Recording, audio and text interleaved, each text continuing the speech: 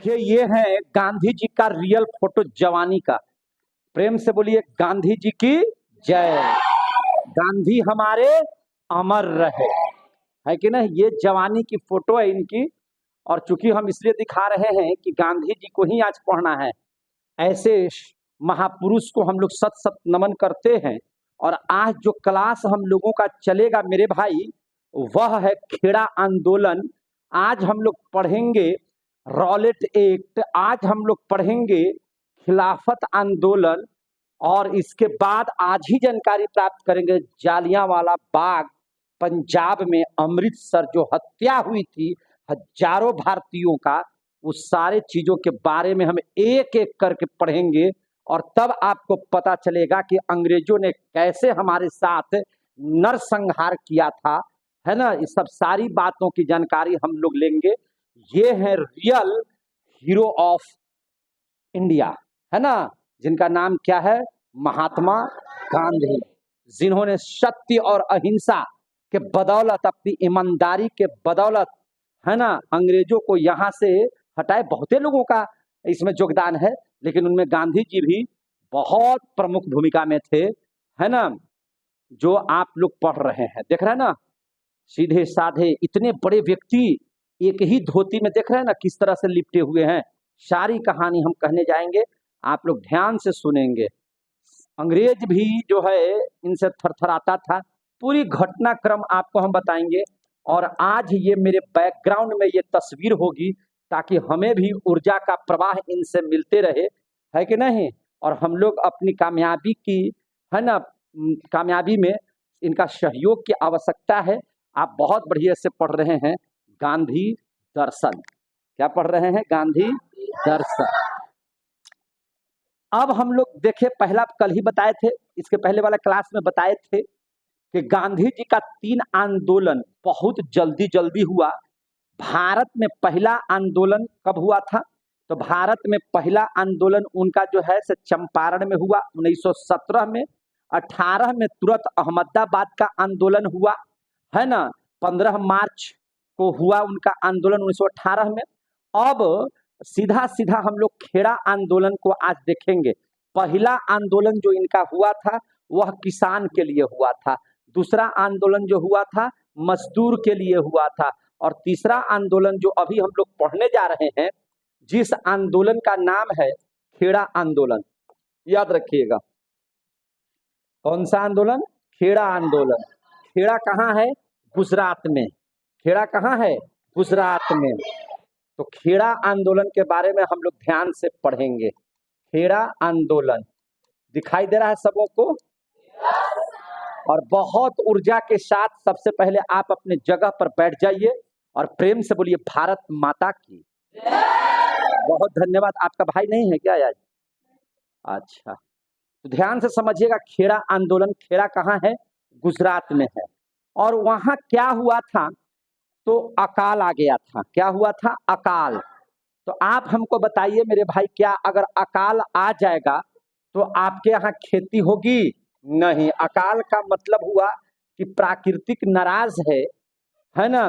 और प्राकृतिक की नाराजगी की वजह से बरसात के बिना फसलों को उगाना अब संभव नहीं है। और आज के जैसा पहले तकनीक नहीं थी कि कम खर्च में ज्यादा से ज्यादा अनाज की उत्पत्ति कर सके, कह सकें तो हम लोग वैज्ञानिक कृषि का अभाव था उस समय। यानी कि हमारे खेतों में उतना ही अनाज हो पाता था जितने से हमारे परिवारों के भोजन चल सके। और उस बीच हो गया अकाल। अकाल हो जाने पर, है ना, अपने खाने के लिए हम लोग ललायत हो गए।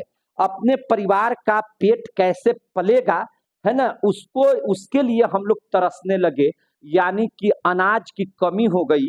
न चावल था, न दाल था, न गेहूं था, और न सब्जी थी, है कि नहीं। हम कैसे जिंदा रहेंगे इसकी कोई चिंता नहीं थी, है ना। किसान भूखमरी के कगार पर पहुंच चुके थे। यह वक्त था 1918 का। गुजरात का वह जगह जिस जगह का नाम था खेड़ा, और खेड़ा के किसान अब उनकी स्थिति, है ना, दिन प्रतिदिन बदतर होती जा रही थी। किसान भोजन के अभाव में है ना, मरना शुरू हो चुके थे। स्थिति ऐसी भयावह थी कि उस अकाल का प्रभाव ये था कि किसान अब उस जगह को छोड़ करके अन्य जगह को जाने के लिए लाचार थे। लेकिन इन सभी के बावजूद अंग्रेज इतना क्रूर, इतना इतना कमीना, इतना चोट्टा शासक वहां था, जो ये नहीं समझ पाया कि किसान जो है खुद का पेट भरने के लिए अनाज नहीं है और उनसे अनाज मांगता था, है ना, उनसे कर वसूलता था कि तुमको अनाज हो या ना हो, तुम खाओ या ना खाओ, हमको उससे कोई मतलब नहीं है, हमको किसी भी स्थिति में लगान चाहिए। ये थी अंग्रेजों की क्रूरता भारतीयों पर। एक तो हम अनाज के एक एक दाने के लिए तरस रहे हैं, वो दाना नहीं है, और फिर भी कह रहा है कि कहीं से तुम दाना ले आओ और सबसे पहले तुम अपना भोजन न करके हमको, है ना, टैक्स दो। ये था अंग्रेज। समझ में आ रही होगी आप लोगों को बात, है कि नहीं? आपके अंदर में भी क्रोध उत्पन्न हो रहा होगा, आपको भी लग रहा होगा कि कितना निर्दयी था यह अंग्रेज। अंग्रेज को लगता था कि भारतीयों का जन्म ही हुआ है अंग्रेजों की सहायता करने के लिए, इनका जन्म ही हुआ है सर्वेंट के तौर पर अंग्रेजों की सेवा करने के लिए। वे भारतीयों को नहीं समझते थे कि वह भी एक मनुष्य है ना, वह भी भगवान के द्वारा बनाया गया एक मनुष्य है। इस बात को वो नहीं समझता था। वो समझता था कि इनको जितना तकलीफ दोगे, है ना, उतना अच्छा है। वे भारतीयों को मात्र एक उपयोग में आने वाली वस्तु समझते थे कि सिर्फ इनका उपभोग किया जा सके, है ना, इनका जो है से दुरुपयोग किया जा सके, है ना। इनका जन्म जो हुआ है वह यहाँ पर राज करने के लिए नहीं हुआ है, बल्कि नौकर बनने के लिए हुआ है। समझ में आ रही है मेरी बात? अंग्रेजों के प्रति आपकी घृणा का होना बहुत जरूरी है कि नहीं? और उस स्थिति में खेड़ा में हो गया है क्या चीज? अकाल। क्या हो गया है? अकाल। और बरियारी बात जबरदस्ती अंग्रेज वसूलना चाह रहे हैं कर, है ना, लगान यानी कि टैक्स। समझे कि नहीं? अब बताइए, आपके पास खुद को खाने के लिए भोजन ना हो तो आप किसी को अनाज दे पाएंगे? आपकी स्थिति इतनी खराब थी कि नहीं देते तो पिटाई होती, सजा होती, कानूनी, है ना, आप पर जो है से आरोप लगते, आपको किसी न किसी तरह से फंसा करके, है ना, आपको सजा दी जाती। इतनी क्रस के बाद वहां के किसान अब लाचार थे, है ना, कर देने को। और यह आंदोलन भी किसके लिए था? तो कर विरोध के लिए था। कर वसूली के विरोध के लिए यह किसानों का आंदोलन था। किसान लाचार थे अंग्रेजों को, है ना, अनाज देने के लिए, कर देने के लिए।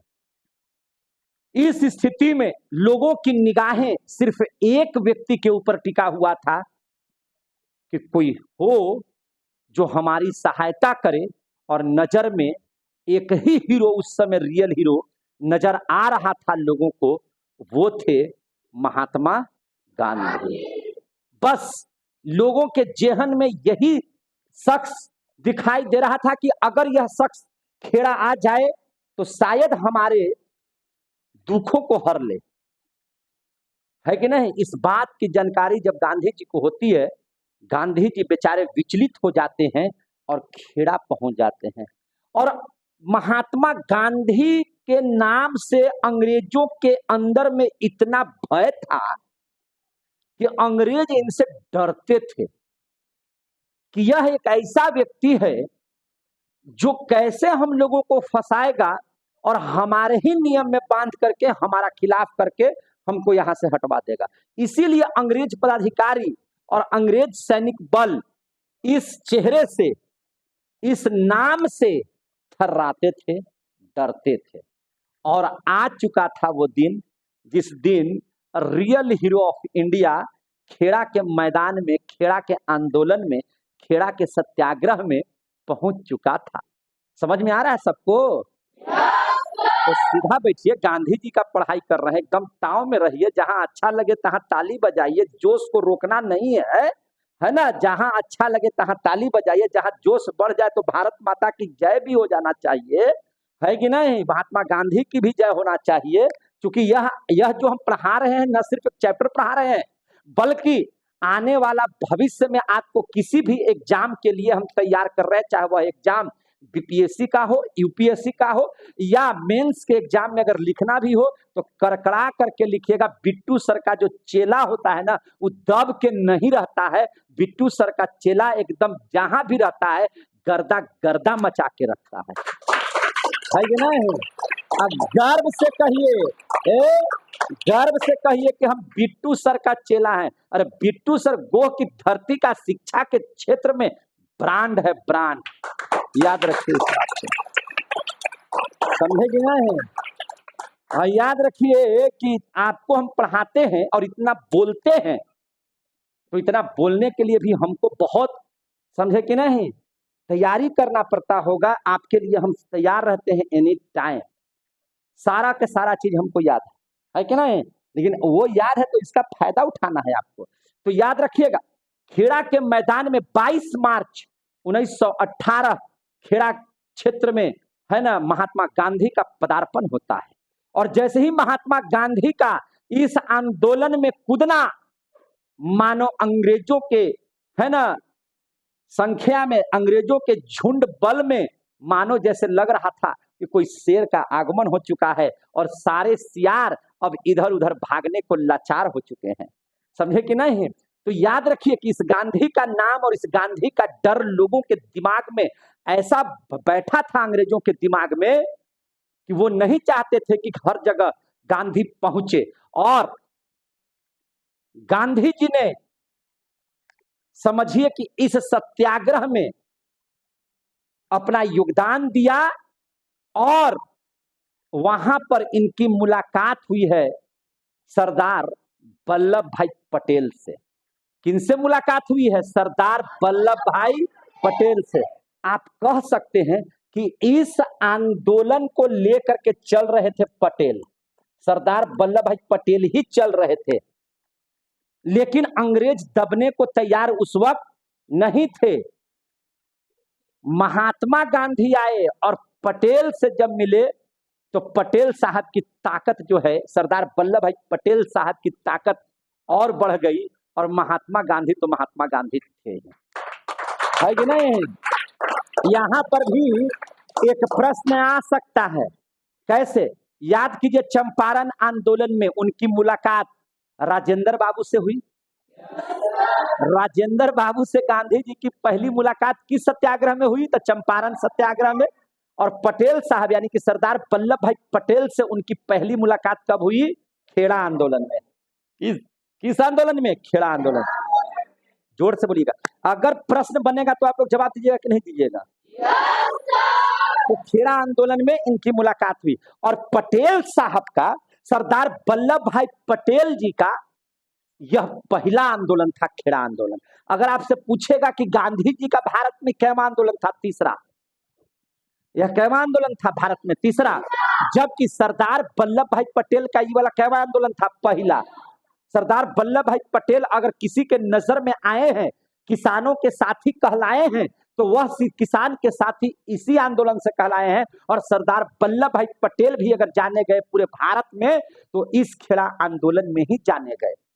और इनके नेतृत्व में कह सकते हैं कि वहां का जो किसान है वह आंदोलन कर रहा है। और जैसे ही महात्मा गांधी का साथ मिला, अंग्रेजों का छक्का छुड़ा दिए। फिर भैया कोई बोलता ही रे, है कि नहीं? अंग्रेज कहा कि कर वसूलने का जो नियम है इसको हम हटा नहीं सकते हैं। अगर यहां हटा देंगे तो हर जगह जहां जहां हम कर लेते हैं सब कोई मेरा विरोध करना शुरू करेगा। अंग्रेज ने एक बैठक बुलाई और अपने अधिकारियों को कहा कि देखिए, हम कोई पत्र नहीं निकाल रहे हैं। अगर हम पत्र निकाल देंगे खेड़ा में कि यहाँ हम कर नहीं लेंगे, तो हर जगह पूरे भारत में सब जगह आंदोलन शुरू हो जाएगा और सब कोई फिर कर नहीं देने लगेगा, तो हम लोग मरना शुरू हो जाएंगे। इसलिए हम पत्र तो नहीं निकालेंगे, लेकिन आप अधिकारियों को कह देंगे, कह रहे हैं, सुनिए ध्यान से, कि आप लोग कर वसूलने मत जाइएगा। जो दिया तो दिया और नहीं दिया तो नहीं दिया। समझे कि नहीं? आप लोग बात जबरदस्ती किसी से लगान नहीं वसूलिएगा। आप लोग जो है से ज्यादा मारपीट नहीं कीजिएगा, किसानों को बोलने की जरूरत ही नहीं है। जो अपने मन से दे दिया तो ठीक है, और नहीं दिया अगर कर तो चलो हटाओ, माफ करो, कोई कुछ नहीं करेगा। अब इधर किसान कर देने के लिए तैयार है ये नहीं थे, और उधर अंग्रेज मांगने के लिए भी तैयार अब नहीं था। गांधी जी आए, इसका मतलब ये हुआ कि कर की समाप्ति वहां पर हो गई। कोई करे नहीं दिया किसान, और सब किसान एकदम है ना मगन होकर के एक ही बात बोल रहा है, महात्मा गांधी की, महात्मा गांधी की, महात्मा गांधी जिंदाबाद। हो गया वहां पर शुरू, और महात्मा गांधी ने इस आंदोलन को इस तरह कुचल दिया कि वहां पर अंग्रेज सर उठाने लायक नहीं रह गए, है ना। ये था महात्मा गांधी का तीसरी जीत, ये था महात्मा गांधी की तीसरी जीत। अच्छा लगा आप लोगों को? अब लेकिन हुआ क्या चीज, रॉलेट एक्ट, उस समय एक कानून आया। और रॉलेट एक्ट क्या है जरा इसको हम लोग देख लेते हैं। रॉलेट एक्ट, तो ये इसमें अगर लिखना होगा तो कैसे लिखिएगा? खेड़ा आंदोलन में क्या हुआ था? अकाल। और ये किसका आंदोलन था? किसान का, है ना। वहां पर मुलाकात किनसे हुई है? सरदार वल्लभ भाई पटेल से। और ये आंदोलन कब हुआ था? 22 मार्च 1918 को। आपसे पूछेगा कि अहमदाबाद आंदोलन कब हुआ था, याद रखिएगा। अहमदाबाद आंदोलन, अहमदाबाद आंदोलन जो हुआ था वह 15 मार्च 1918 को हुआ समाप्त, और ये 22 मार्च 1918 को हुआ था।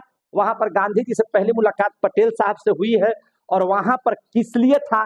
तो किसानों के विरुद्ध कर वसूलने के लेकर के, कर वसूलने के खिलाफ, है ना, कर वसूलने के खिलाफ यह आंदोलन शुरू हुआ था, है ना। अंग्रेजों ने डिसीजन लिया कि जो देगा देगा टैक्स, नहीं देगा किसी से बरियारी नहीं किया जाएगा, और किसी भी तरह का आधिकारिक पत्र किसी के विरुद्ध नहीं निकाले जाएंगे। और इस प्रकार से कहा जा सकता है कि खेड़ा आंदोलन महात्मा गांधी से के आने की वजह से, है ना, यह जो है आंदोलन, वहां भी महात्मा गांधी की भरपूर जीत हुई है। और अब हम लोग चलते हैं कहाँ पे? तो अब हम लोग चलेंगे रॉलेट एक्ट में। देखिए रॉलेट एक्ट क्या था, बात को समझिए आप लोग। इस रॉलेट एक्ट को जरा समझने का प्रयास कीजिए कि ये रॉलेट एक्ट क्या है। थोड़ी तस्वीर बदल करके पढ़ाते हैं, चूंकि हल्का सा तस्वीर बदलेंगे तो उसमें थोड़ा वीडियो भी बढ़िया आएगा, और हम लोग पढ़ाई भी बढ़िया से कर लेंगे, ताकि लगेगा कि हाँ थोड़ा सा अच्छा लग रहा देखने में, है कि नहीं है। ये है गांधी जी की तस्वीर। और अब हम लोग पढ़ लेते हैं जरा रॉलेट एक्ट। तो रॉलेट एक्ट को जरा समझ लीजिए। और रॉलेट एक्ट, थोड़ी भूमिका जान लीजिए रॉलेट एक्ट के बारे में।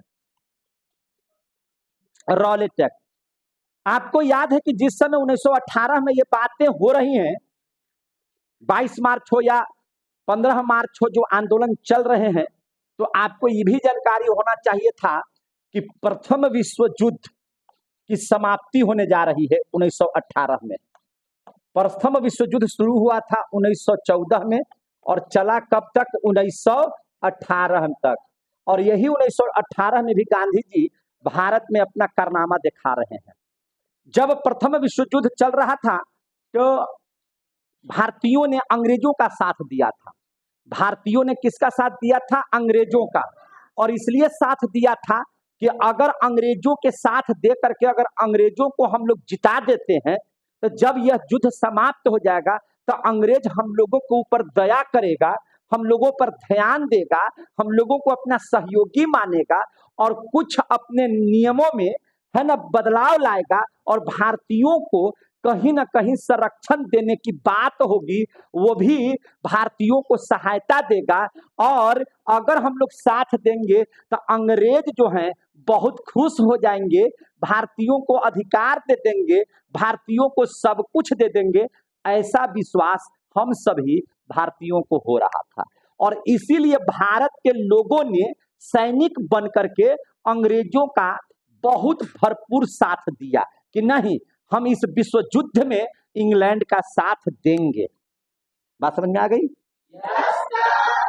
लेकिन जब यह विश्व युद्ध समाप्त हुआ, जब यह विश्व युद्ध क्या हुआ 1918 में समाप्त हुआ, प्रथम विश्व युद्ध जब समाप्त हुआ और हम लोग जब अंग्रेजों का साथ दे रहे थे, तो हुआ यूं था कि उस समय अंग्रेजों के खिलाफ कुछ भारतीय भी है ना क्या कर रहे थे, क्रांतिकारी कुछ घटनाएं हो रही थी। हम लोग भी तो अंग्रेज को चाह रहे थे कि भाग जाए, हम लोग भी तो चाह रहे थे कि अंग्रेज यहां नहीं रहे, भारत मेरा है, भारत हमको दिया जाए। तो निश्चित है कि उस समय कुछ न कुछ भारतीय क्रांतिकारियों के द्वारा कुछ ऐसी ऐसी घटनाएं हो रही थी जिससे अंग्रेज प्रभावित था। बहुत सारे लोग समझ रहे थे कि हम लोग तो भाई जाकर के हमें लड़ाई लड़े हैं, हमारा खून बहा है, हमारे जो है से है ना नौजवान भाई बहन सब मरे हैं इस लड़ाई में, हमने अंग्रेजों का साथ दिया है, इसलिए अंग्रेज हम पर अब बहुत ज्यादा शासन नहीं करेंगे, अंग्रेज रिलैक्स हो जाएंगे और सोचेंगे कि इन्हीं भारतीयों के बदौलत हम लोग इस विश्व युद्ध को जीते हैं, इसलिए अंग्रेज भारतीयों को तंग नहीं किया जाएगा। लेकिन यह सोच ठीक उल्टा हो गया। यह सोच क्या हो गया? ठीक उल्टा। अंग्रेजों ने कहा कि जब हम प्रथम विश्व युद्ध की लड़ाई लड़ रहे थे तो आप लोग जो हैं हम लोगों के विरुद्ध बम गोले बरसा रहे थे हमारे अधिकारियों पर, हमारे सैनिकों पर भारत में। ले हम कहा भारतीय इतरा रहे थे कि हमको जो है से सहयोग करेगा, क्योंकि हमने उनको विश्व युद्ध में सहयोग किया। अब कह रहा है कि नहीं, हम उधर जब लड़ाई लड़ने गए और हमारे कुछ अधिकारी भारत में थे, तो आप लोग जो भारतीय हैं आतंकवादी हैं और आपने हमारे अधिकारियों के साथ है ना हमारे अधिकारियों पर बम गोले बरसाए हैं, आप लोग जो है से छेड़छाड़ किए हैं कानून के साथ, इसलिए आप लोगों को सजा दी जाएगी। और अंग्रेजों ने यह सवाल छोड़ दिया है ना, एक जज थे भारत में नियुक्त होकर के आए हुए थे, उनके ऊपर। समझे कि नहीं? सारी कहानी को बढ़िया से समझिएगा। अब देखिए हुआ था क्या चीज उसमें, ध्यान से इस बात को समझिएगा। उसने पूछा, अंग्रेजों ने अब कहना था, अंग्रेजों का कहना था कि ऐसी क्रांतिकारी छिटपुट घटना आतंकवादियों की तरह जितने भी भारतीयों ने किया है सबके खिलाफ हम लोग जो है एक्शन लेंगे, सबके खिलाफ क्या लेंगे? एक्शन लेंगे। देखिए हकीकत में उस समय क्या हुआ था इस बात को समझिए। उधर जब लड़ाइयां हो रही थी तो निश्चित तौर पर इधर भी भारतीय क्रांतिकारी अंग्रेजों को दबाने में कुछ लगे हुए थे, वास्तव में बात है। तो ऐसा था कि अंग्रेज जब विश्व युद्ध लड़ रहे थे, देखिए ध्यान से, अंग्रेज जब विश्व युद्ध लड़ रहे थे तो वहां तुर्की में, याद रखिएगा, तुर्की में इस्लाम धर्म के मानने वाले जो राजा होते हैं उसको खलीफा बोला जाता है। क्या बोला जाता है? खलीफा। मोहम्मद, अच्छा एक चीज बताइए हमको, मोहम्मद साहब जो इस्लाम धर्म के गुरु माने जाते हैं, उनकी यह कल्पना थी, याद रखिएगा, उनकी यह कल्पना थी कि जिस तरह से एक सूर्य सबको अपनी गर्मी, सबको अपना प्रकाश देता है, एक चंद्रमा है इस पूरे सृष्टि में जो सबको शीतलता प्रदान करता है, उसी आधार पर पूरे धरती का एक राजा होना चाहिए। पूरे धरती का क्या होना चाहिए? एक राजा। और वह राजा को हम लोग खलीफा बोलेंगे। क्या बोलेंगे? खलीफा। उस राजा का नाम क्या होगा? खलीफा। और वही खलीफा कहां रहेगा? तुर्की में। वह खलीफा कहां रहेगा? तुर्की में। कितने बच्चों को ये बात समझ में आ गई? आ गया? बहुत बढ़िया, जब सबको समझ में आ रहा है, वाह। समझ में आ रही है बात इस सबको?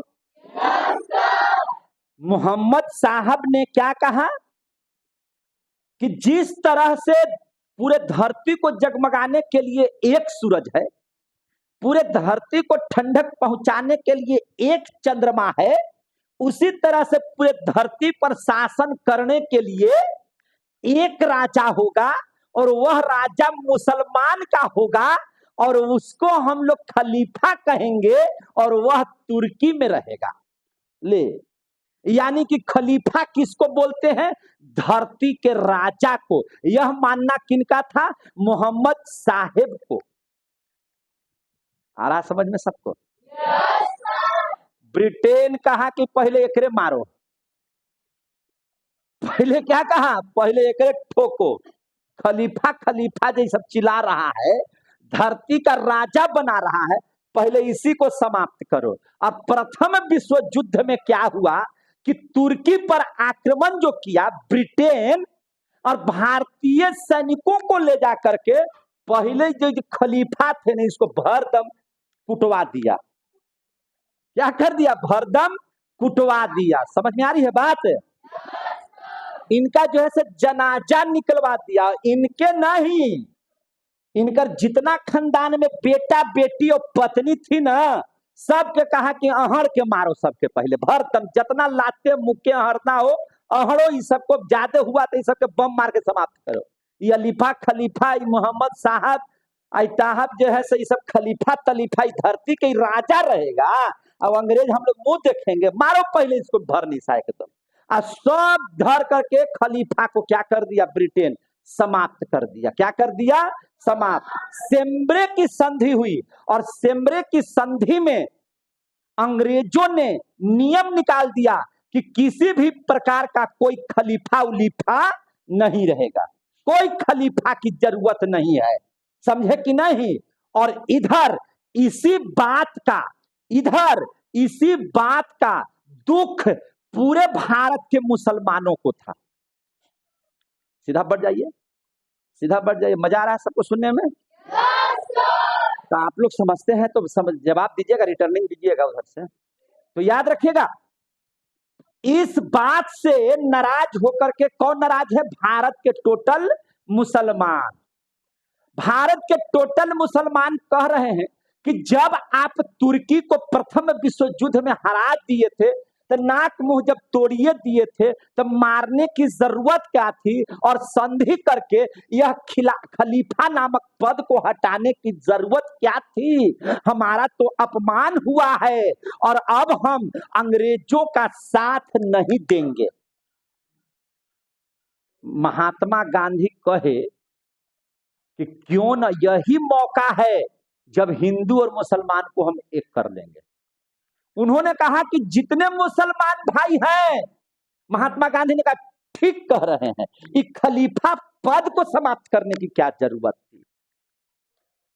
समझे कि नहीं? और उधर ब्रिटेन इसको समाप्त कर दिया था, क्योंकि तुर्की एक तरफ था, दूसरे तरफ ब्रिटेन था। ब्रिटेन धर के इसको गर्दा उड़ा दिया तुर्की को।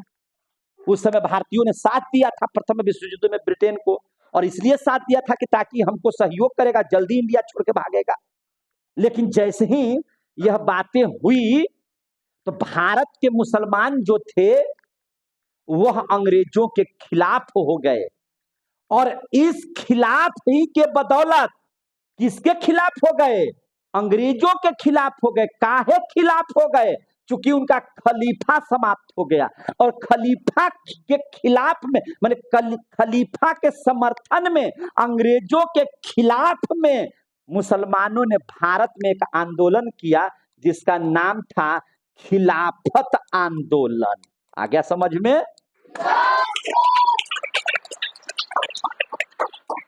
अभी तुरंत हम लोग पढ़ने वाले हैं खिलाफत आंदोलन। अब इसमें खिलाफत आंदोलन क्या है अब समझ में आया? खलीफा के समर्थन में ब्रिटेन अंग्रेजों के विरुद्ध भारत में मुसलमानों के द्वारा खिलाफ किया गया, इसीलिए इस आंदोलन का नाम खिलाफत आंदोलन। तो खिलाफत आंदोलन पढ़ाएंगे, लेकिन कब पढ़ाएंगे? जब रॉलेट एक्ट पढ़ा लेंगे तब। यहां तक बात आ गई समझ में? मजा आ रहा है? लग रहा कि सिनेमा आप लोग देख रहे हैं। तो सिनेमा देखते समय पॉर्न क्या आप लोग खाते हैं? पॉपकॉर्न। तो पॉपकॉर्न खाइए, है ना? आप लोग के पास नहीं है तो जाकर के बाहर से मलाई बर्फ चाहिए। तो चलिए रॉलेट एक्ट को समझ लिया जाए। रॉलेट एक्ट ये तो खिलाफत आंदोलन, तुरंत उसके बाद पढ़ाएंगे इसको। तो ये आपका हम इतना पहले ही बता करके रखे हुए हैं इसलिए कि उस समय जब पढ़ाने लगेंगे तो आपको डिस्टर्ब नहीं होगा। समझ में आ गया ना? ढेर के खलीफे नहीं पता था कि खलीफा क्या चीज है, तो आप समझ में आ गया ना कि तुर्की यानी कि धरती का राजा खलीफा कहलाता था। आई किनका सोच था? मोहम्मद साहब का। समझ में आ गई बात ना? अन्ना समझ में आया तो वीडियो के 2 बार आओ देख लीजिएगा, तो समझ में बढ़िया से आ जाएगा। तो चलिए यहां पर रॉलेट क्या है? अंग्रेजों के बड़े बड़े प्राधिकारियों या समझिए कि भारत में ब्रिटेन में बैठे अंग्रेजों ने उस जज से पूछा कि भाई बताओ, हम लोग इधर प्रथम विश्व युद्ध में लड़ाई लड़ रहे थे और हमारे कई सैनिकों को भारत के क्रांतिकारी नहीं, भारत के आतंकवादियों ने मार डाला और तुम उसके खिलाफ कुछ नहीं कर पा रहे हो, तो वहां बैठ करके क्या कर रहे हो? यह प्रश्न किया गया भारत में नियुक्त एक जज से। और आपको बढ़िया से पता होना चाहिए कि उस जज का नाम था सर सिडनी रॉलेट। उस जज का नाम क्या था? Sir Sydney Rowlatt. Sir Sydney Rowlatt ये क्या था? जज। ये क्या था? जज।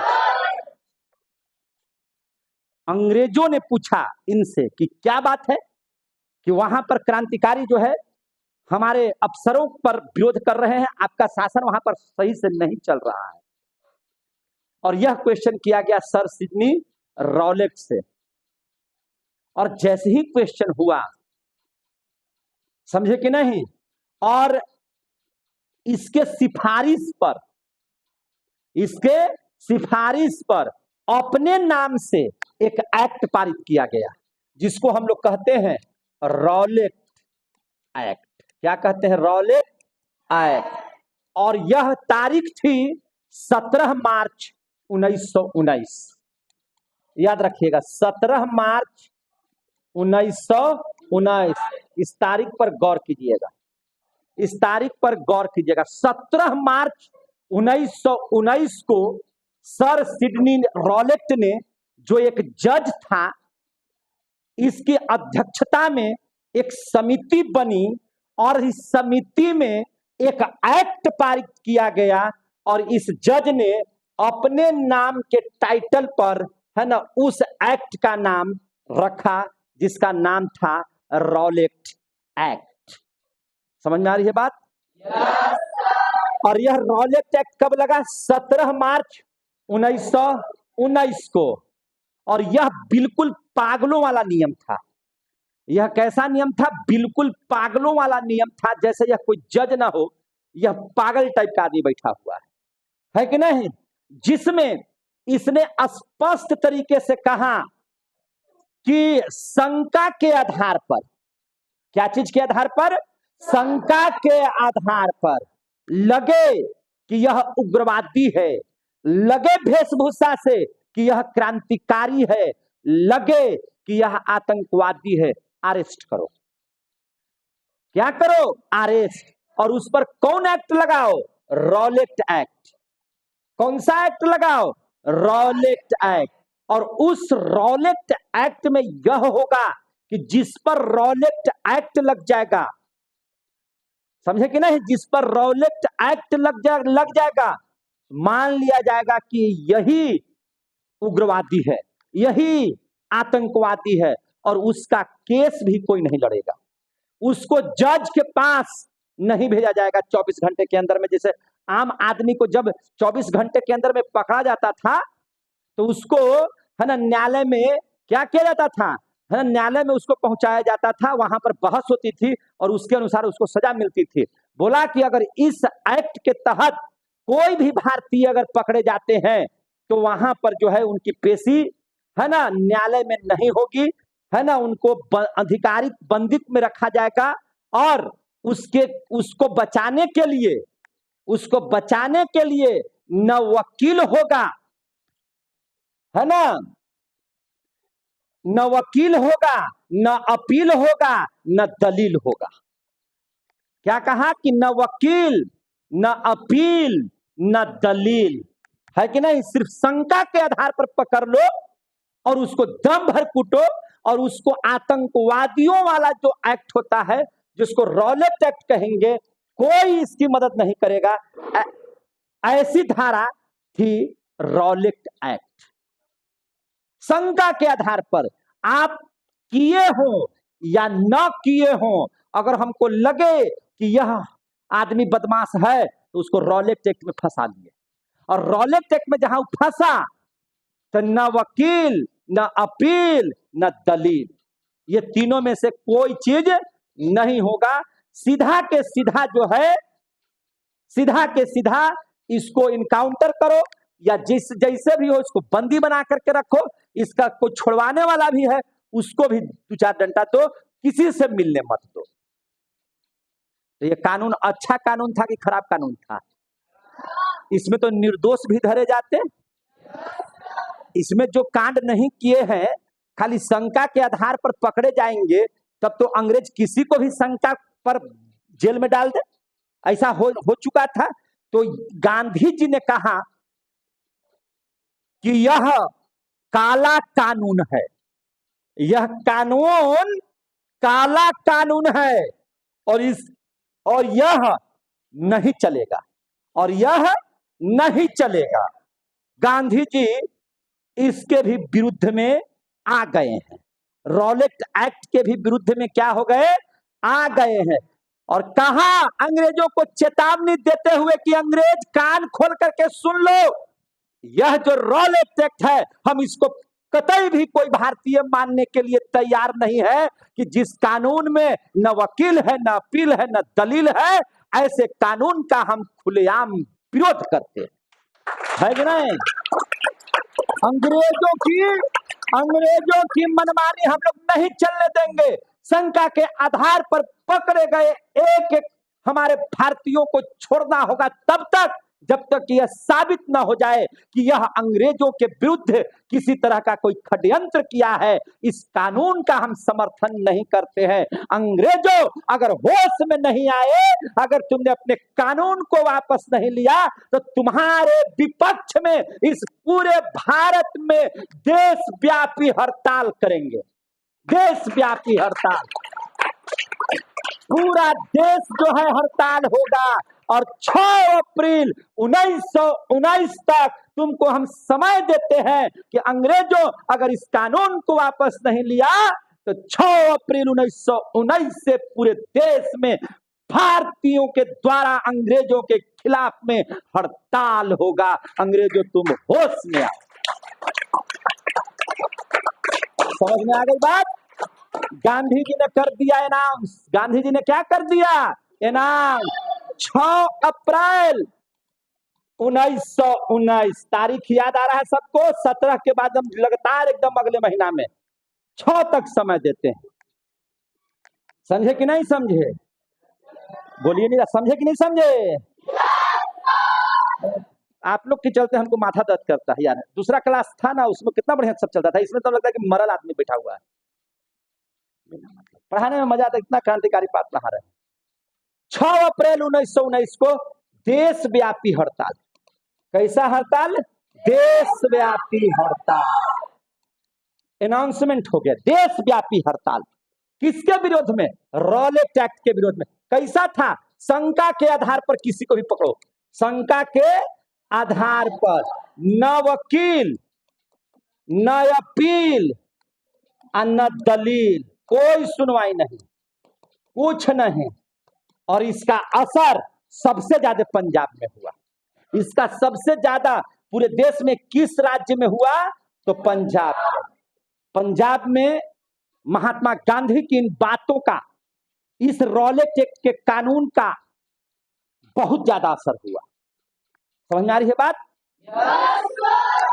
और जब असर हुआ, पंजाब गर्म हो गया कि बात सही है,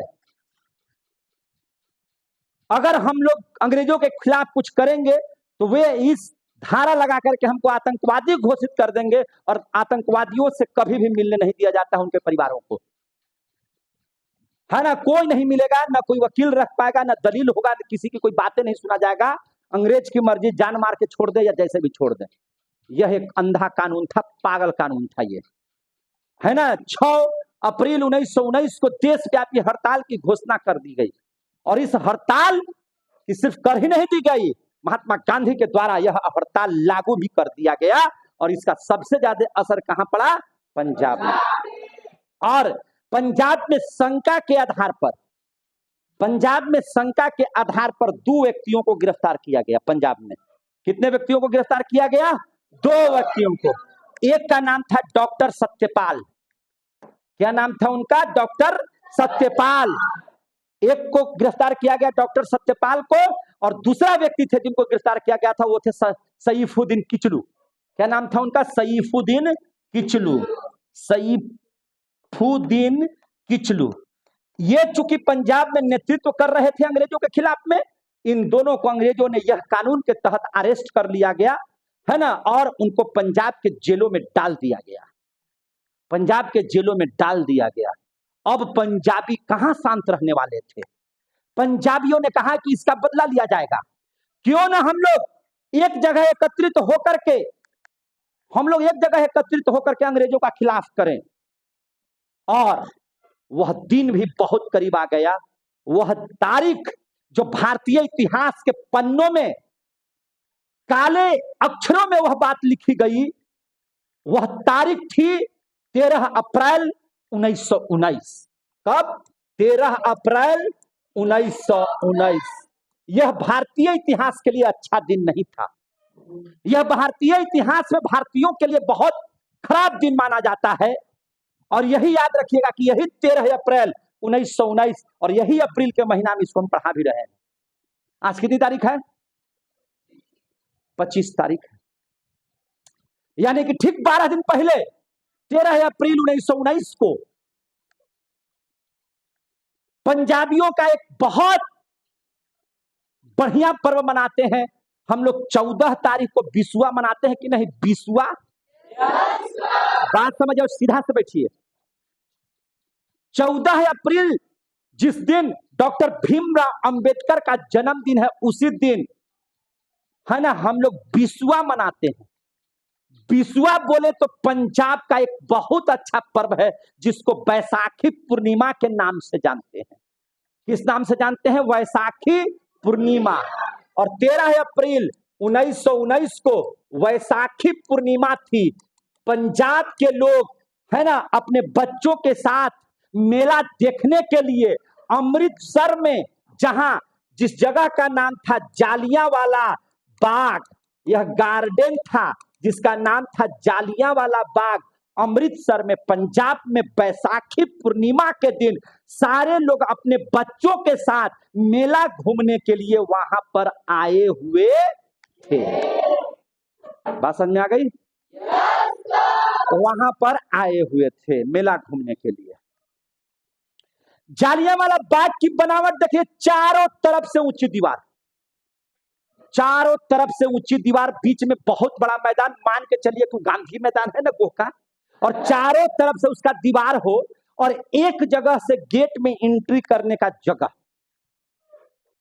एक जगह है जहां से लोग एंट्री कर सकते हैं। जैसे ही अंदर जाएंगे, पूरे चारों तरफ मैदान में मेला देखेंगे, चरखा चलाएंगे, घूमेंगे, नाचेंगे, है ना। कोई उधर जो है से गुड्डा गुड्डी का खेल दिखाएगा, कोई जादू का खेल दिखाएगा। उस वैसाखी पूर्णिमा के दिन सारे लोग अपने त्योहार का आनंद लेने के लिए 13 अप्रैल 1919 को अमृतसर में, पंजाब के अमृतसर में जालियांवाला बाग में इकट्ठा होकर के जश्न मना रहे थे। समझ में आ गई बात? और यह बात पता चल गया, यह बात पता चल गया चूंकि देखिए जब पंजाब जल रहा था, पंजाब जब यहाँ पर इनके पकड़े जाने की वजह से बहुत गर्म जब हो गया था, पंजाब का एक एक व्यक्ति है ना, जब अंग्रेजों का खिलाफ हो गया था, तो पंजाब में सख्ती को देखते हुए सैनिक शासन लगा दिए गए थे। कौन सा शासन लगा दिया गया था? सैनिक शासन। सैनिक शासन लगा दिए गए थे, और सैनिक शासन लगाने के बावजूद बैसाखी पूर्णिमा का त्योहार चूंकि आया था, तो पंजाब के लोग जालियांवाला बाग में अपने बच्चों के साथ घूमने के लिए आए हुए थे, मेला देखने के लिए आए हुए थे। और इस सैनिक शासन का हेड था कौन? मैंने सबसे मुख्य आदमी था कौन?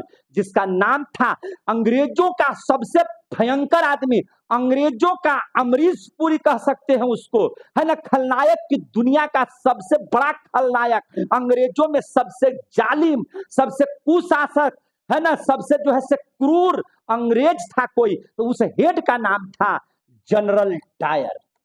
क्या नाम था? जनरल डायर, जो सैनिक शासन का हेड था। और उसको पता चल गया कि यहाँ पर भारतीय आए हैं मेला का आनंद लेने के लिए। बोला कि मेला का आनंद जब सैनिक शासन था तो क्यों आए?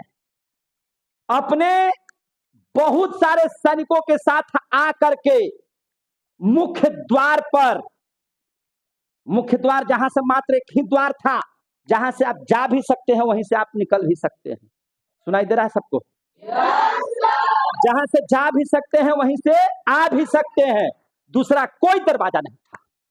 वहां पर अधिकांश सैनिकों को खड़ा कर दिया, और धीरे धीरे जनरल डायर ने अपने करीब 400 से 500 सैनिकों के साथ अंदर प्रवेश कर गया, और अंदर प्रवेश करके कहा कि इनको गोलियों से भून दो। और वहां पर एक दो भारतीय नहीं, बल्कि हजारों भारतीय मेला देखने के लिए आए थे, जो निहत्थे थे। किसी के पास कोई हथियार नहीं था, क्योंकि वो अपना पर्व मनाने के लिए वहां पर आए हुए थे। और इस जनरल डायर नामक इस जो है ना क्रूर, जो ये अंग्रेजी अफसर है, यह अपने सैनिकों को आदेश देता है कि सबको गोलियों से भूंज दो, एक भी आदमी, एक भी भारतीय जिंदा वापस नहीं जाने चाहिए। जान बचाने के खखन में हमारे भारत के तमाम लोग, एक वहां पे कुआं बना हुआ था, उस कुआं में जाकर के गिर रहे थे। अब बताइए, कुआं इतना था गहरा कि एक पर एक आदमी भर गया, और जैसे जैसे कूद रहे थे वैसे वैसे नीचे का आदमी दब करके मर रहा था, और बाकी जो इधर उधर भाग रहे थे, है ना, अंग्रेजों के सैनिक जो थे वो धाए धाए गोलियों से मार रहे थे। और आपको बता देते हैं कि भारत के इतिहास में यहाँ पर नरसंहार हो रहा था, आदमी की लाशें बिछाई जा रही थी, और जालियांवाला बाग हत्याकांड भारत के इतिहास में इतना बड़ा कांड था कि जिसमें 1000 से भी ज्यादा लोगों को गोलियों से भून दिया गया था, है कि नहीं? 1000 से ज्यादा भारतीयों को भून दिया गया था, और भूनने वाला व्यक्ति था जनरल डायर। कौन था? General Dyer. जनरल डायर ने सबको बेमौत इस तरह से मार रहा था जैसे मानो लग रहा था कि कोई चिट्टी हो, कोई मुर्गा मुर्गी हो, कोई बकरा बकरी हो, उस तरह से भारतीयों को एकदम कत्लेआम कर रहा था, गोलियों से भून रहा था। और भारतीय इतिहास के पन्नों में अगर लिखा गया यह काला अक्षर, तो पहला एक ऐसा यह आंदोलन था जिसमें 1000 से ज्यादा भारतीयों को गोलियों से भून दिया गया था। यह कोई मामूली बात नहीं थी। भारत के एक एक लोगों में अगर उसके खून में उबाल है, तो जनरल डायर के प्रति जो है एक आक्रोश हो चुका था। कुछ लोग कुएं से जब लाशों को निकाला जा रहा था, तो गिनती नहीं हो पा रही थी कि कितने लाश निकल रहे, क्या बच्चा, क्या मेरी माँ, क्या मेरी बहन, क्या मेरे भाई, क्या वह 10 साल का बच्चा, और क्या वह बूढ़े, सारे के सारे मार दिए गए थे। एक भी आदमी उस जालियांवाला बाग हत्याकांड से बच नहीं पाया था। और इस जनरल डायर ने जो है ऐसा कुकृत्य कार्य किया था। ये था जालियांवाला बाग, और वह दिन था 13 अप्रैल 1919, जहां 1000 से भी ज्यादा नरसंहार हुआ था। भारत के लोगों को गोलियों से भून दिया गया था। समझ में आ रही है बात? है कि नहीं? यह घटना जब हुई, पूरा देश शोक की लहर में डूब गया। पंजाब में यह घटना जो भारतीय थे उनके दिलों में इस कदर बैठ गया कि इसको निकालना आज तक भी संभव नहीं है। जब जब 13 अप्रैल आता है, एक एक भारतीय हजारों भारतीयों के लिए आंसू बहाते हैं। कैसे थे वो लोग जिन्होंने अपनी भारत माता के लिए, है ना, अंग्रेजों ने उनका प्राण ले लिया। वो गए थे मेला देखने के लिए, किसी के पास कोई हथियार नहीं था, छोटे बच्चे थे, मासूम बच्चे थे। उस बच्चे की क्या गलती थी जो मेला देखने गया था? उस माँ और बहन की क्या गलती थी जो अपने बच्चों को खिलाने के लिए, मेला दिखाने के लिए जालियांवाला बाग गया हुआ था? और उस बूढ़े का क्या गलती था, उस बूढ़े गार्जियंस की क्या गलती थी जो अपने पोते पोतियों के साथ, अपने बहुओं के साथ, अपने बेटों के साथ वह मेला देखने गया था? यह 13 अप्रैल 1919 एक ऐसा समय, अगर आपके भारतीय होने का कोई, अगर भारत का अगर खून बहता है, भारतीयों का खून होता है, बहता है आपके जिगर में, तो यह 13 अप्रैल 1919 एक अमर तारीख है, जिस तारीख को किसी भी भारतीयों को भूलने की जरूरत नहीं है। समझे कि नहीं? यह हमारे लिए अशुभ दिन है, जिस दिन 1000 भारतीयों का ब्लड बहे, मारे जाए। यह जालियांवाला बाग जो हत्याकांड अमृतसर में हुआ, यह एक एक भारतीयों के दिलों में ऐसा बैठा कि जिसको आज तक निकालना संभव नहीं। समझ में आ रही है बात? अब ऐसी स्थिति आ गई कि पूरा भारत आक्रोशित है। रविंद्रनाथ टैगोर, नाम तो आप लोग जानते ही होंगे, जिन्होंने महात्मा कहा था इनको। रविंद्रनाथ टैगोर को अंग्रेजों के द्वारा एक उपाधि मिली थी, जिसको कहते हैं नाइटहुड उपाधि। क्या कहते हैं? नाइटहुड। नाइटहुड उपाधि। नाइटहुड उपाधि किसी को मिलता था तो वह अपने नाम में सर लगा सकता था। सर, नाइटहुड उपाधि कहिए या सर कहिए, सर रविंद्रनाथ टैगोर, सर की उपाधि इनको मिला हुआ था अंग्रेजों के द्वारा। इन्होंने कहा कि तुम एक तरफ भारतीयों का खून बहाओगे और हमको जो तुम उपाधि दिए हुए हो हम उसको रखेंगे, तो आज हम इस उपाधि का परित्याग करते हैं। और उन्होंने, रविंद्रनाथ टैगोर ने इस उपाधि को त्याग दिया। समझे कि नहीं? अब स्थिति थी, लोग प्रश्न पूछ रहे थे उस गांधी से। इस गांधी से लोगों ने प्रश्न पूछा कि अय गांधी, तुम तो अंग्रेजों को अच्छा कहते थे। गांधी, तुम अंग्रेजों को अच्छा कहते थे, अगर वे अच्छे थे तो 1000 से ऊपर हमारे निहत्थों को गोलियों से क्यों भूंज दिया गया? इसका जवाब तुम्हें देना होगा। तुम्ही ने कहा था कि अंग्रेजों का शासन एक अच्छा शासन है, तो फिर इतनी बड़ी घटना कैसे? लोगों ने यह सवाल उठाया गांधी के ऊपर। गांधी जी को कहा गया कि आपने अंग्रेजों का समर्थन किया था, अगर अंग्रेज इतने अच्छे थे तो पंजाब में यह घटना क्यों? बात समझ आ रही है? पंजाब में इतनी बड़ी घटना क्यों? महात्मा गांधी ने कहा कि मैं आज भी कह रहा हूं कि अंग्रेज अच्छे थे, मैंने कभी नहीं कहा कि जनरल डायर अच्छा था। जनरल डायर की यह करतूत, एक अंग्रेज ऑफिसर का यह डिसीजन सारे अंग्रेजों को गलत साबित नहीं कर सकता। और मैं आज आप सभी भारतीयों के बीच में यह ऐलान करता हूं, महात्मा गांधी ने कहा कि जब तक जनरल डायर को फांसी की सजा नहीं दी जाए तब तक हम भारतीय चैन से नहीं बैठे। समझे कि नहीं? गांधी जी ने कहा कि हम पूरे अंग्रेजों को आज भी गलत नहीं कहते हैं, लेकिन जनरल डायर को भी हम सही नहीं कहते हैं। और जनरल डायर की जब तक मौत नहीं है, जब तक उसको फांसी की सजा नहीं मिल जाती है, तब तक पूरे भारतीयों को है ना होश में आने की भी जरूरत नहीं है। और तब वहां पर नारा लगता है कि जनरल डायर को फांसी दो। बोले जनरल डायर को फांसी दो। समझ में आ रही बात?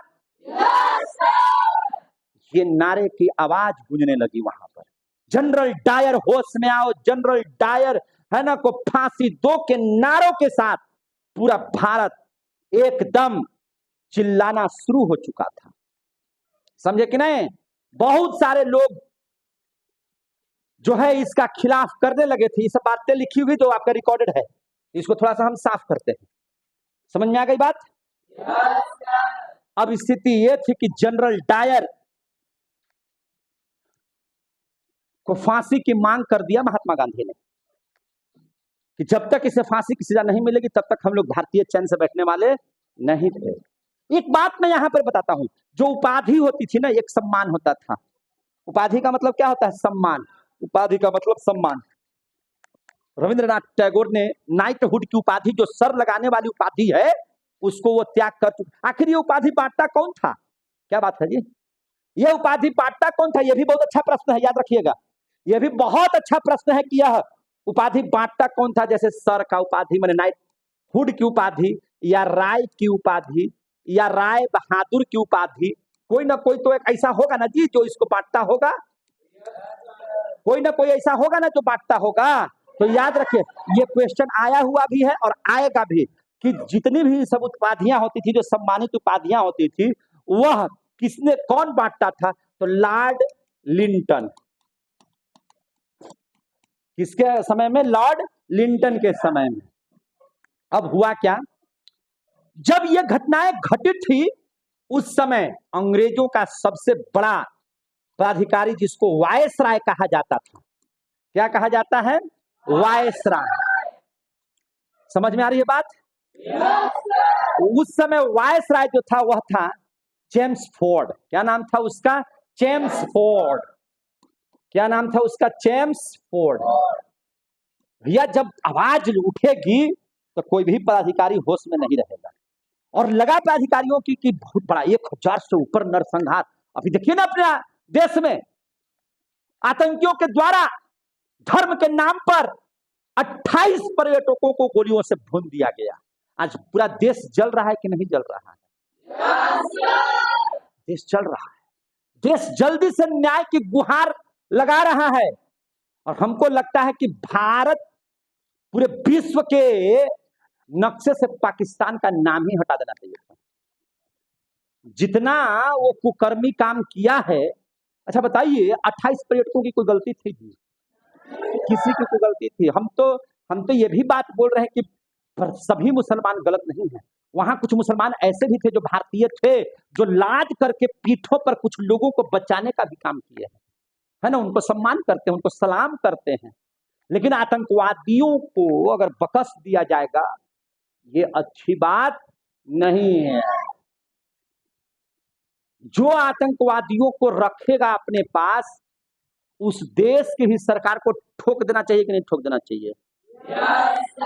इस नक्शे से उसको हटना जरूरी है। पाकिस्तान कुत्ता छाप देश है साला, कुत्ता, कमीना, चोट्टा, हरामजादा देश है वो, है कि नहीं?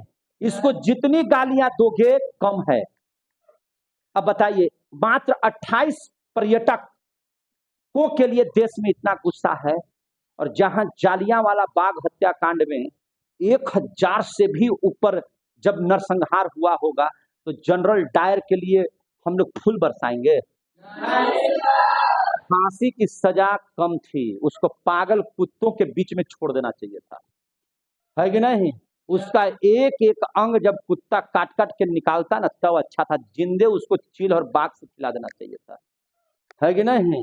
वो इतना बड़ा कुकर्मी था, यानी कि उसकी जैसे भी हत्या होती, वह उतना नरसंहार में भी कम होता। आ गया समझ में? उस समय वायसराय था कौन? James Ford. क्या था नाम उसका? James Ford. उसने एक समिति बनाई। उसने एक कमिटी बनाई, कमिटी है ना, और उस कमिटी का नाम था हंटर कमिटी। कौन सी कमिटी? Hunter committee. आज भी शिक्षा के लिए हंटर कमिटी आ गया है, लेकिन यह शिक्षा के लिए है, उस समय बना था, है ना, इस घटना के लिए हंटर कमिटी बैठाई गई, जिसके 8 सदस्य थे। कितने सदस्य थे? 8, जिसमें 5 सदस्य अंग्रेज थे। 5 सदस्य क्या थे? अंग्रेज। और 3 सदस्य कौन थे? भारतीय। ऐसा इसलिए रखा गया ताकि इन लोग तो भाई जो भारतीय हो तो हमारा खिलाफ करेगा, तो 5 की संख्या में अगर अंग्रेज रहेंगे तो नियम को पारित कर दिया जाएगा, जो बोलेंगे वो सही होगा। यहां भी अंग्रेजों ने हमें छलने का काम किया।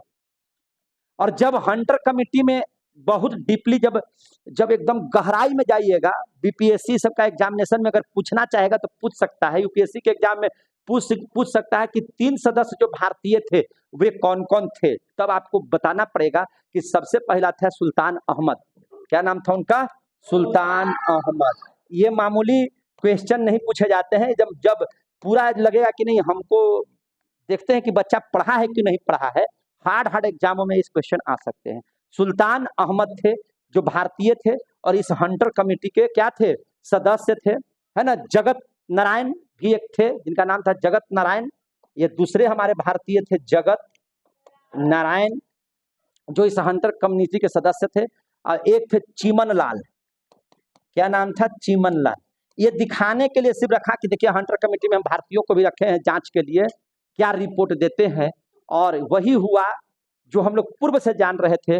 इस हंटर कमेटी ने कहा कि हाँ, जनरल डायर ने एक मामूली गलती कर दी, जनरल डायर को ऐसा नहीं करना चाहिए था, लेकिन फांसी की सजा इनको नहीं दी जाएगी, इनको, है ना, सेना के प्रमुख पद पर से हटाया जाता है।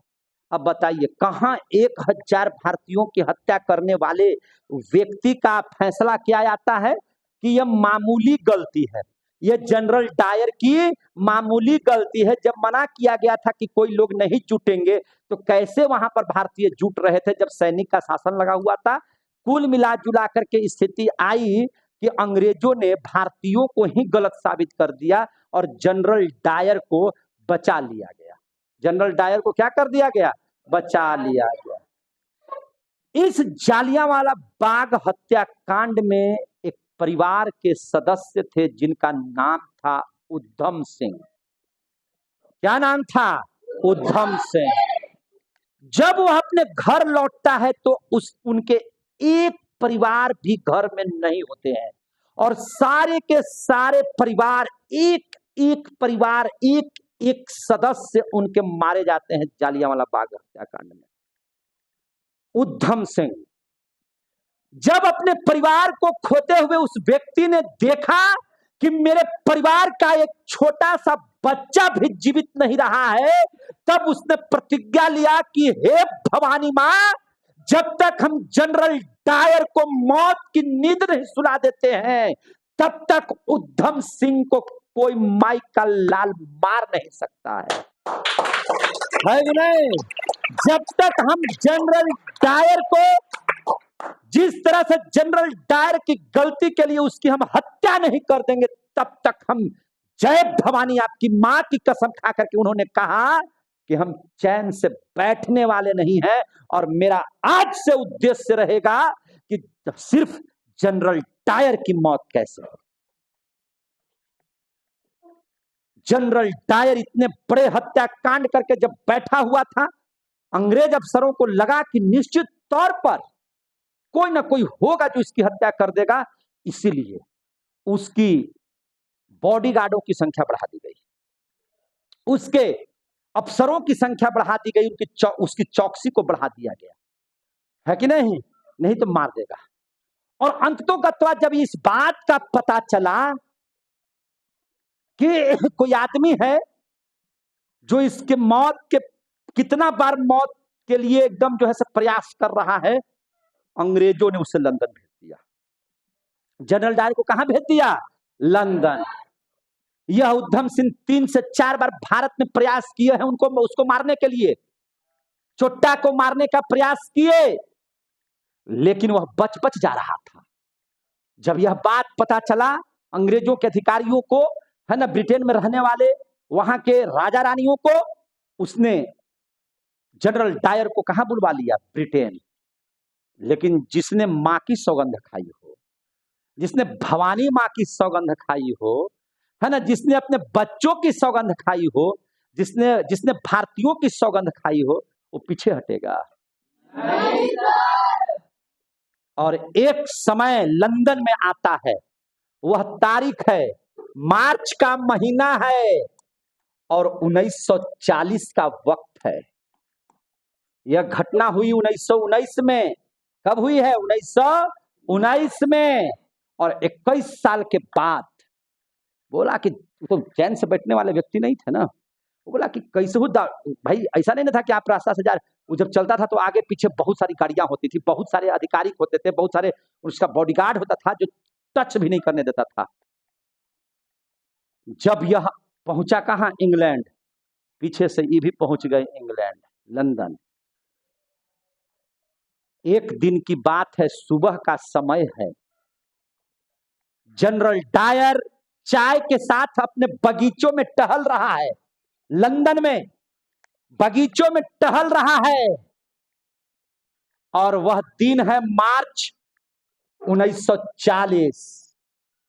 उधम सिंह भी उस बाग में कहीं ना कहीं छुप करके बैठा है कि आज तो किसी भी वक्त जनरल डायर की हत्या कर ही देंगे। बात समझ में आ गई ना? और मार्च 1940 में उधम सिंह ने अपने शपथ का, अपनी कसम का और भारतीय इतिहास के पन्नों में अमर होने के दिन को साबित कर दिया। और चाय पीते ही वक्त, टहलते ही वक्त जनरल डायर को गोलियों से भूंज दिया उधम सिंह ने। और अपने मौत से भारतीयों के, समझे कि नहीं, हजारों भारतीयों के बदला लेने वाला वह उधम सिंह को आज हम सत सत नमन करते हैं कि आपने जो कारनामा किया, आप वास्तविक तौर से भारत का शेर पैदा आपने लिया, वह बेटा जन्म लिया जो भारत मां के लिए उस जनरल डायर को खत्म कर दिया है कि नहीं? मजा आ रहा है? 1940 में जाकर के डायर की हत्या किया, लेकिन उधम सिंह शांति से नहीं बैठे और जनरल डायर के मौत को खींच लिया, प्रतिज्ञा कर लिया था यार। क्लियर हो गई इसमें? पूरी कहानी जालियांवाला बाग समझ में आ गया सबको? कैसा लग रहा है पढ़ाई? बहुत अच्छा लग रहा है। चलिए, तो इसीलिए पढ़ाई में ना आप लोग आते हैं, जान देते हैं। देखिए, पढ़ाई रियलिटी क्या है, कहानी पूर्वक बढ़िया से अगर किसी बात को समझा दिया जाए, है कि नहीं? अब इतना पढ़ाने के लिए किसी टीचर को कलेजा की जरूरत है। सब के कलेजवा है पाए भर, एक ही वो कलेजा है जो 56 इंची का छाती लेकर के जा खड़ा है कि नहीं? हमको मुकाबला करता है गोह वाला से हमको मुकाबला करोगे? अरे मुकाबला करना है तो पटना उठना जो सब टीचर पढ़ा रहा है उससे ना मुकाबला करो। गोह वाला से कोई मुकाबला ही सब अक्षर मच्छर से, है कि नहीं? तो आगे देखिए, ये जो है यहाँ तक की बात समझ में आ गई आप लोगों को? अब हम लोग पढ़ते हैं खिलाफत आंदोलन। क्या कहते हैं? खिलाफत आंदोलन। अब अगला हम लोग शुरू कर रहे हैं खिलाफत आंदोलन। खिलाफत आंदोलन क्यों हुआ था? क्यों हुआ था? खलीफा के लिए। किसके लिए? खलीफा। भूल कहा जाते उतना जल्दी तो नहीं। जालियांवाला बागे में कहा डूब गया था उसी की सोच रहा था क्या? नहीं, आप लोगों को इतना जिंदा इसलिए कर दिए कि देखिए कितना कुर्बानी देना पड़ा है इस भारत को, है ना, गुलामी की जंजीरों से छुड़ाने के लिए। ये आदमी बाप रे बाप कहता है आदमी कि काहे इनको महात्मा, काहे इनका नोट में नाम है? बताइए, नोट में नाम तो रहेगा, ये चुपे चुपे चलते उधर से उधर, नोट में आदमी का नाम इन्हीं का रहेगा। चले देखिए ध्यान से,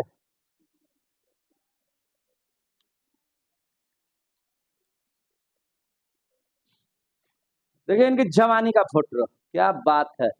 जियो गांधी जी, है ना, एक गांधी जी है, कितना शांत व्यक्ति है, लेकिन इतना कारनामा। नरमो नहीं है, गर्मो नहीं है ना, बीच बीच है। जब जैसा तब तैसा, वैसा नहीं तो महात्मा गांधी कैसा। ध्यान से समझिएगा, अब ध्यान से समझिएगा।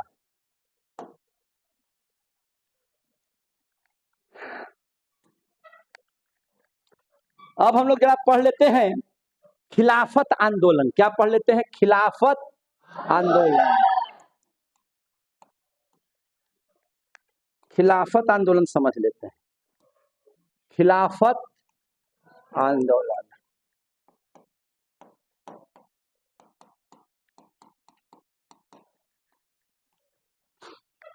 खिलाफत आंदोलन देख लेते हैं थोड़ा सा। मैं आपको पूरी कहानी हम बता चुके हैं खिलाफत आंदोलन क्यों। अरे भैया अभी तो बताए थे कि मोहम्मद साहब ने कहा था कि जिस तरह से सूरज एक, जिस तरह से चंद्रमा एक, उसी तरह से धरती का राजा भी एक होगा, और उस धरती के राजा को खलीफा कहा जाएगा। और वह खलीफा कहाँ रहेगा? तुर्की में रहेगा। तुर्की में प्रथम विश्व युद्ध के समय में अंग्रेजों ने भारतीयों का साथ लेकर के सबसे पहले किनको थकुच दिया? मोहम्मद साहब ने जिनको राजा बनाया था उन्हीं का पचरा भोंक दिया, है कि नहीं? उन्हीं को मार दिया कड़कड़ा के नीचे ही से, है कि नहीं? और अब वह खलीफा क्या हो गया? गायब हो गया। भारत के मुसलमान कह रहे थे, आय रे दुर्गति, है ना, भारत के मुसलमान क्या कह रहे थे कि मोहम्मद साहब ने बनाया था राजा खलीफा, है ना, हमर खलीफवे के मार दिया, तो हम करेंगे खिलाफत, हम करेंगे खिलाफत। और भारत के मुसलमानों ने पहला बार आंदोलन किया, है ना, अंग्रेजों के खिलाफ में, खलीफा के समर्थन में, तुर्की के राजा को बचाने के समर्थन में खिलाफत आंदोलन, और उसी को बोलते हैं खिलाफत आंदोलन। समझ में आया? देखिए अली बंधु, क्या नाम था? अली बंधु। बंधु माने भाई, अली वाला बंधु, जैसे हम लोग है ना, धीरज सर, बिट्टू सर, दूगो भाई तो अली बंधु थे, माने दूगो भाई थे, दोनों का नाम अलीए पर था। एगो का नाम था शौकत अली, एगो के नाम क्या था? शौकत अली, शौकत अली।